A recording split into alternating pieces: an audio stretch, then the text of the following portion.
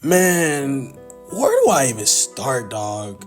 Michael Chandler, once again, manages to fumble the bag in spectacular fashion. This time against Paddy Pimblett at UFC 314. And yeah, I know how that sounds. I didn't expect myself to be saying this either. I mean, I was the one backing Chandler in this fight. I stood by him and preached that this was finally going to be the fight where he got it all right. Where he didn't just fight down to his worst instincts. Where he'd remind us all why he was brought into the UFC with so much hype in the first place. But nope. Saturday night, Michael Chandler didn't just lose. He looked lost in there. And in the process, he handed Paddy Pimblett the biggest win of his career and single-handedly torched what little was left of his own credibility as a serious contender at 155 pounds. And that wasn't just a defeat. It was a massive letdown. And the worst part? Deep down inside, a part of me kinda saw this coming. I even said it in my breakdown video that Paddy had a very real path to victory here. I mean, I laid it all out. I guess Chandler's recklessness, his age, as well as his inactivity were all just there on Saturday night of April 12th. And Paddy, he showed up, dialed in, composed, and more dangerous than ever before. So, with all that being said, let's unpack how Iron Michael Chandler went from potential superstar to a prospect stepping stone, and how Paddy made it all look so damn easy. And if you're new to the channel, don't forget to like, comment, subscribe, and share so you can help me reach 2,000 subscribers by May. I'll deeply appreciate you. And make sure you join the official UFC Discord, link in the description. Alright, so look, Michael Chandler has officially solidified himself as the biggest bag fumbler in UFC history. And you know, the saddest part about it is that it didn't even have to go this way, honestly. Because you see, when Michael Chandler walked into the octagon at UFC 314 against Paddy Pimblett, there was no doubt in anyone's mind that the stakes were extremely massive. I mean, not just for his career, but for his legacy as well. And, you know, this was supposed to be the bounce back fight. The reintroduction of Iron Michael Chandler as a legitimate contender at 155 pounds. And you know, after years of just chaotic bangers, highlight reel moments, and just being on the edge of superstardom, this was supposed to be the one. He was facing a cat who, you know, despite the growing fan base as well as the undeniable hype, was still seen by many as untested at the elite level. Michael Chandler was the gatekeeper that Paddy Pimblett wasn't supposed to get through. And yet, here we are. Paddy didn't just beat Michael Chandler. He straight up dismantled Michael Chandler. But look, let's be honest. This really wasn't a surprise upset for me, honestly. Because, you know, for those paying attention, especially those who did watch my breakdown before the fight, this outcome, you know, while one I admittedly didn't think was likely, was entirely plausible. And, you know, I did say it loud and clear. I said that Paddy absolutely has a path to victory here.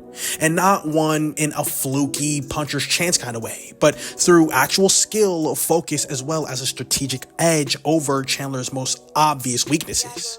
Paddy wants the chaos, but it has to be the right kind of chaos. The kind that he'll be able to take control over. And so if he's able to survive the early storm, I think he'll be able to keep his composure, wait for Chandler to get a little overzealous or tired, and then that's where I believe things could definitely shift in his favor.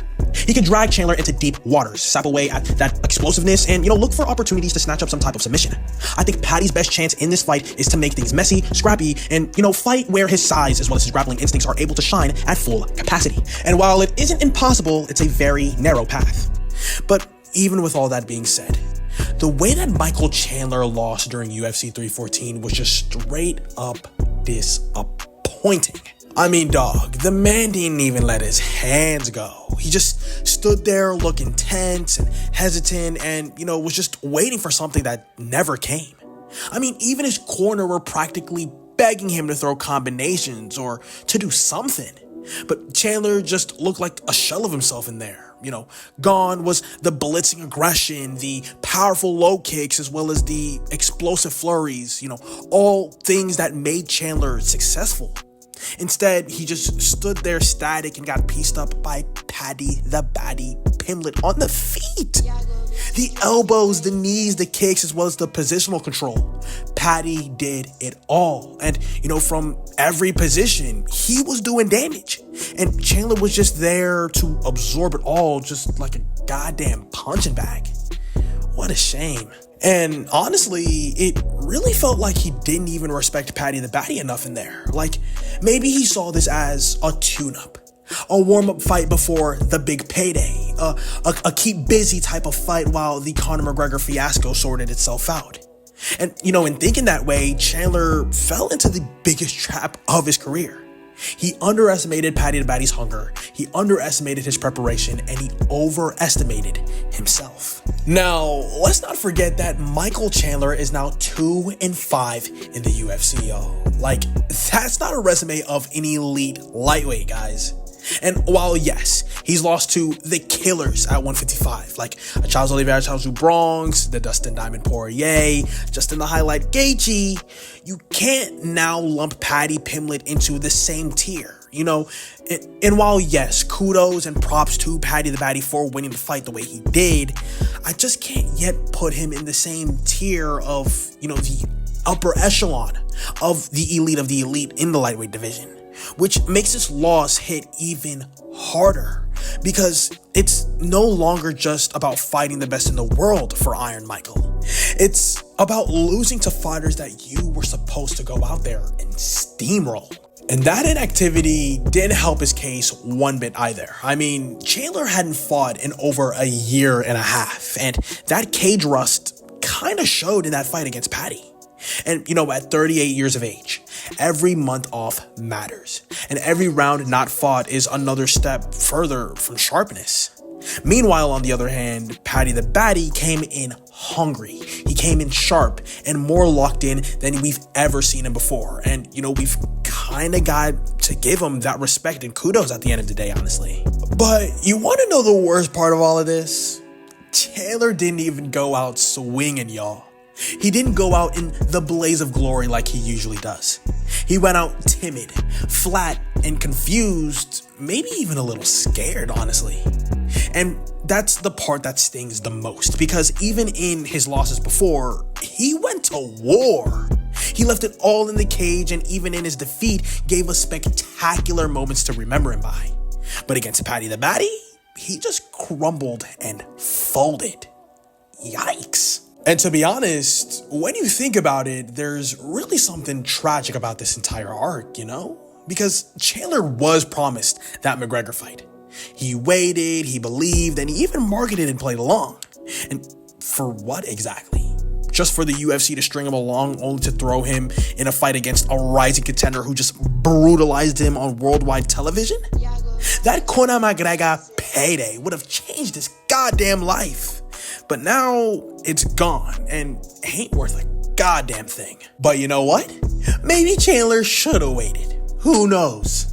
But all I do know is that instead of walking into the biggest money fight of his life, he's now walking out of the cage, bruised, cut up, sliced up, and with another L on his record. Yet another badly fumbled play by Iron Michael Chandler. But now for the big question. Where does he go from here? And to be completely honest with y'all right now, I really don't know. I mean, retirement's always an option, but I don't really want to do that to my boy Iron Michael just quite yet. I still think that there are a lot of winnable fights for him outside of the lightweight top 15. Maybe Benoit Saint Denis, or maybe even a Bobby Green perhaps. Who knows? I just still believe that Iron Michael's got a bit left in the gas tank before that inevitable retirement. He's just no longer on the level of the best at 155 anymore, sadly. But now that I think about it, he could fight Pitbull again though, right? Maybe, bring that Bellator rivalry into the UFC? But then again, does anyone really care at this point? The sad truth is, Iron Michael Chandler's time at the top has officially come to an end. And, it's not just because he lost, it's because of how he lost and who he lost to. Paddy Pimblett beat the brakes off of Michael Chandler. He bodied him up, put him in a body bag, and humiliated him on worldwide television. And Chandler just let it happen. Has got to go on my list for biggest fumbles of UFC history. But that's all I've got to say for this video. Let me know in the comment section below, what were your guys' thoughts of UFC 314's bout between Paddy Pimblett and Iron Michael Chandler? What are your guys' thoughts on Chandler's career going forward? Where does he go next? And do you think that Paddy is ready for a top 5 elite 155er? Maybe a Charles Oliveira, Charles do Bronx, and Arman Tsarukyan? Maybe a Justin Gaethje? Let me know in the comment section below. But that about wraps up the video. Hope you guys enjoyed. Don't forget to like, comment, subscribe, and share. Thank you so much for watching, and I'll see you in the next one.